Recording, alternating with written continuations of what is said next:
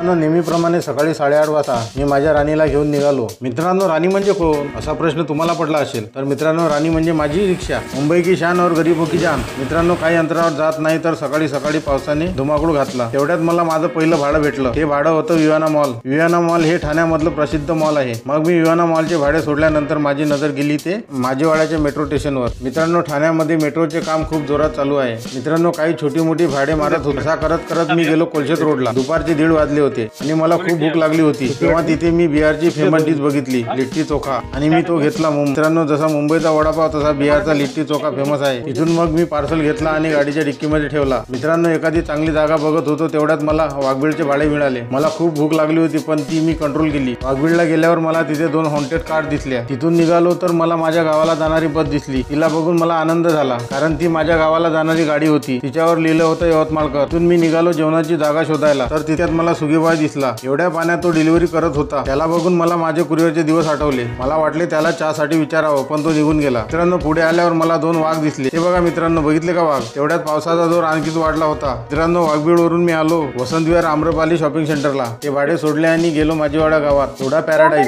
इकडे एका बाजूला गाडी उभी केली आणि बसलो जेवायला। मित्रांनो, जेवता मी काही फुटेज शूट केले, हे तुम्ही बघू शकता। जेवण झाल्यावर मी काही वेळ आराम केला आणि लागलो माझ्या कामाला। तिकडून मी गेलो आनंदनगरला। मित्रांनो, आनंदनगरला बाजार लागण्याची तयारी सुरू होती। तेव्हा मला वाटलं बाजारातून काही घ्यावं। तेव्हा मला भाडे लागले ब्रह्मांडचे। आणि मित्रांनो, मला खूप ताण लागली होती। तेव्हा मी भाडे सोडून थांबलो आणि शांततेत पाणी पिलो। मित्रांनो, तेव्हा वाजले होते संध्याकाळचे 5:30। तर मी निघालो घरी जायला। तेव्हा पावसाची हलकी थेंब पडत होती। मित्रांनो, घरी जाताना कशेलीपुरावर गाडी उभी केली आणि खाडीच्या पाण्याचे निरीक्षण केले। मग मी तिथून घरी आलो। तर मित्रांनो, मला तुम्हाला कसा वाटला ते मला कमेंटमध्ये कळवा आणि चॅनलला सबस्क्राईब करायला विसरू नका। मग चला मित्रांनो, भेटूया पुढच्या ब्लॉगमध्ये। तोपर्यंत मस्त रहा। Thanks for watching. Blogger Pravin.